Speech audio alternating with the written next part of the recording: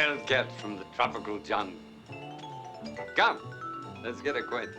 Well, the story, actually, if you must know, this is a kind of a secret that most writers keep, but I will let it out there. There's a little book called The 36 Dramatic Situations by Pulte, I forget his first name, who claimed that he had studied all of the literature and plays and drama ever created, and he determined that there were only 36 basic situations, like, for example, revenge was one of them, right? And he had a whole lot of variations about revenge.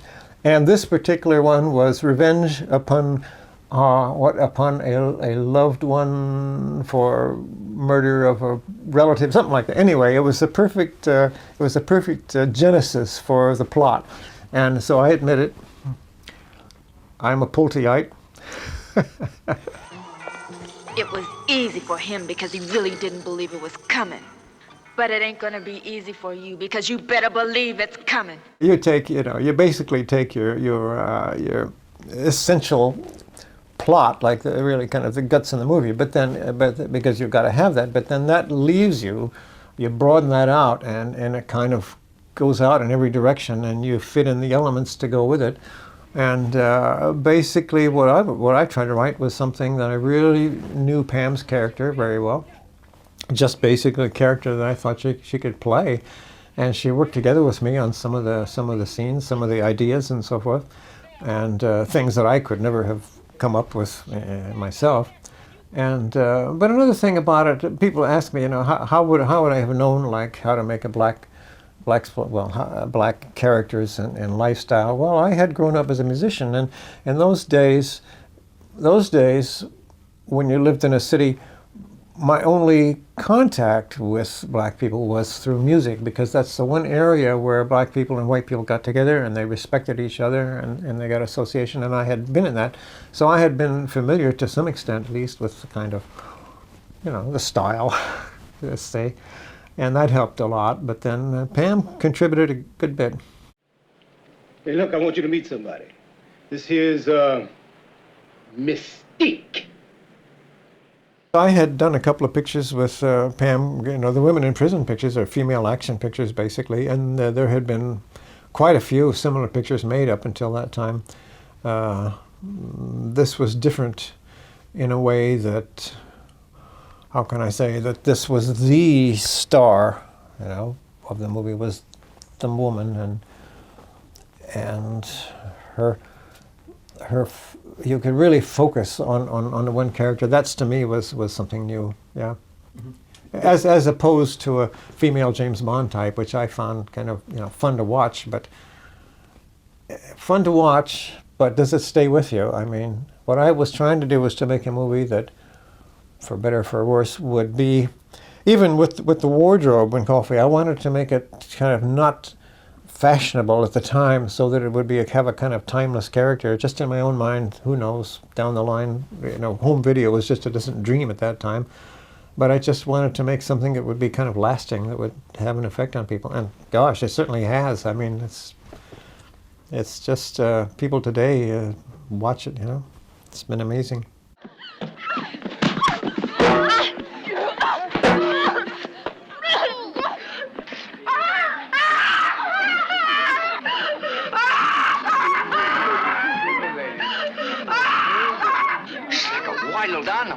Cleopatra Jones. Oh, that was the reason for making the movie. That's the reason they called me in. They had been offered this project of Cleopatra Jones, and they thought it was pretty good. And they had made a deal with the producer of it, but the producer he went to Warner's with it, and he got a better deal from Warner's with a bigger budget. And but the AIP had a limit of $500,000 budget for any black picture, because they felt at that price they would get the black audience, and they could come out okay on it. But they wouldn't go over that, you see, because at that time there was no thought of what they called a crossover audience. Cleopatra Jones did a crossover audience too, I suppose. But the irony of the whole thing is that the grosses of the two pictures ultimately were pretty close, were pretty similar. But the producer, Cleopatra Jones, never got a quarter from Warner Brothers, because they charged everything to the picture. AIP was you know, basically they didn't have all these expenses, so I made far more on my little tiny percentage than I was paid to make the movie. So I had the last laugh on that because I knew the producer of Cleopatra Jones. Hello, Howard. Come on and sit down and talk to me. I'm not mad at you. Coffee, baby. I'm glad to see you. I knew they weren't really going to do it. Oh, I ain't here because they didn't try, lover. Well, the thing about AIP, interesting in those days, was that they kind of hated directors. They thought directors were a nuisance. Directors wanted to go here and there when all they wanted was TNA and violence. And so once the picture was finished shooting, they didn't want to pay me, which they would have had to pay me to come back and work with the post-production. And aside from just supervising the first cut, and basically the editor thought I was just a nuisance. But see, I solved the problem because the way I shoot a picture, in those days the way I was shooting a picture was very, very tight. And if there was something that I didn't want them to have in the picture, I just wouldn't shoot it. You know? I didn't want to have a lot of choices. I wanted to have the editor make the choices that I had made in the set. So it came out pretty much the way it would have come out if I had edited it myself. But I had no input whatsoever. In fact, I had to show up at the final mix. I was not invited. I just came, you know. Yeah, it was an awful aspect there. But I had no input at all in the choice of the composer, by the way. But they made a very good choice. As we all know, the soundtrack has become a collector's item. So a lot of things just came together that worked out fine.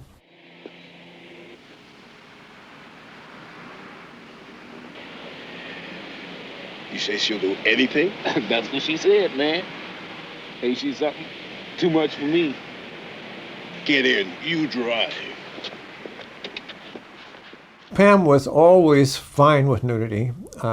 She knew that, yeah, that was a requirement of the genre, and I have been accused by interviewers of wanting to have a lot of nudity and everything. And basically, my answer is it's a requirement of the genre, and you know, we just had to do it.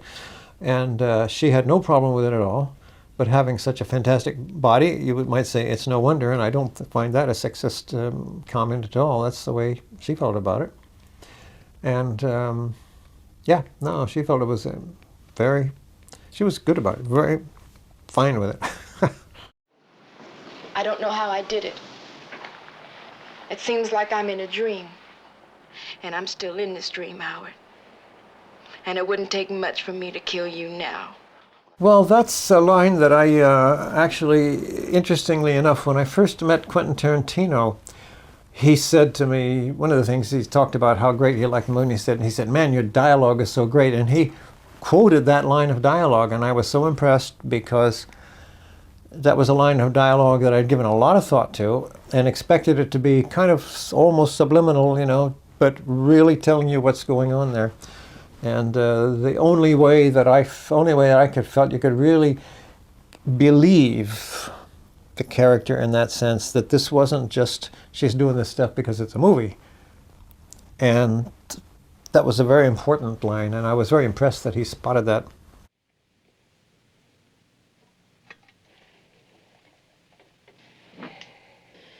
This is the end of your rotten life, you motherfucking dope pusher. Where she shoots the shotgun in his face, oh, that was another one that Quentin Tarantino loved. And it led to some bad stuff later, which I'll mention in a minute. Well, we put a sheet of plastic in front. I had done this in The Big Dollhouse. There's a scene when the girl's lying strapped to a table or something, and they got a cobra coming down on her, and she would not have stood that for a minute, but there's a sheet of plastic, plexiglass in between, which you don't see. And in fact, I think in the movie Dr. No, there's a scene where James Bond is lying there with a tarantula crawling on him, and if you look very carefully, you see a little bit of movement that shows you that tarantula was on a plastic sheet, and this is one of the secrets, you know. So I just put this up in front of the stuntman's face so she could blast him right in the face, which normally you could never do that because you'd burn the guy's face off with a and then they put in the back of his head, they put like spaghetti, you know, with a little air pump kind of thing to blow it back. I'm almost ashamed of myself for doing such a thing in a movie, but I just felt it was fun to do. And oddly enough, that's one of the shots that gets so often quoted, and you know, what can I tell you, quoted clips from the movie that they show that. I was ashamed of myself for doing something like that for a while, but that was the job. You know, you get hired for a job. I wanted to show that, hey, I can really do something like this. Hey, wait a minute. I just want to help you. Hands off, there ain't nothing shaking. Hold it, mister. Please. What the hell do you want? I'll do the questioning. You got identification? Hold it there. What's in this pocket? Get up. Get up. Get up back there. I also wanted to do some reverse racism, you know, where, yeah, it worked very well in the sense that when I first saw the picture in a theater with the audience it was intended for, although it was the audience it was intended for was only a fraction of what actually became. It became what they called a crossover film, where you had white audience. That's what made it a big success. But I saw it in a theater, primarily a black audience, and I was almost frightened at how they stood up and cheered, and I mean, get whitey. It was a lot of that in there, and it was kind of thrilling. I mean, to me, that was a catharsis. Maybe not a positive catharsis, but maybe so. I don't know. Anyway, the audiences just really, they jumped up out of their seats. You know, kill him. You know, this kind of stuff. That's a little scary, but thrilling too. You want me to crawl, white motherfucker? What are you doing? Put that down. You want to spit on me and make me crawl? I'm gonna piss on your grave tomorrow. I didn't really read reviews much. I didn't think the reviews that I read were, well, one review that I read, which I still remember today, was the reviewer went to see the movie in a drive-in theater, which, you know, makes perfect sense, but not many reviewers do that. And he related about how the people in the I was saying that when I was in the theater, people got up on their feet and yelled back, talked back, and in the drive-in theater, they honked their horns. He said they honk in their horns after every bloody killing and every dirty line in Jack Hill's script, something like that. And I thought, that's a money review. That's going to make people want to go see the movie. That's the way I felt about reviews.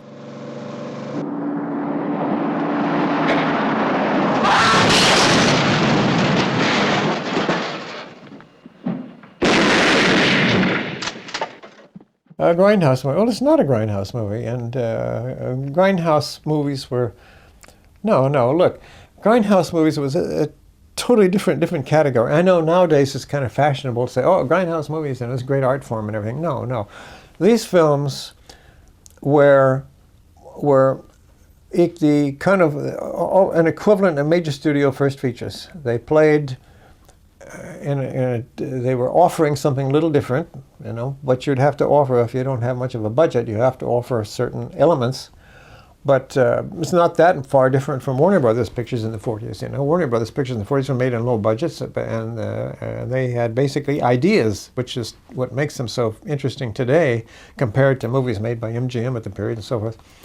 And but these were top of the bill movies. They played in theaters and in drive-ins, mostly in drive-ins, true. But then no, in grindhouse movies, no. That's a totally different area in my view.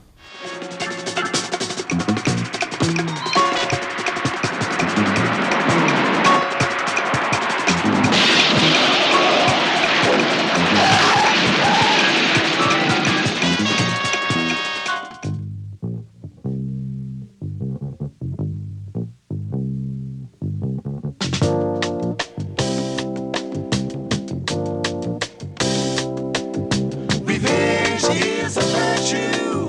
You stood up like you should.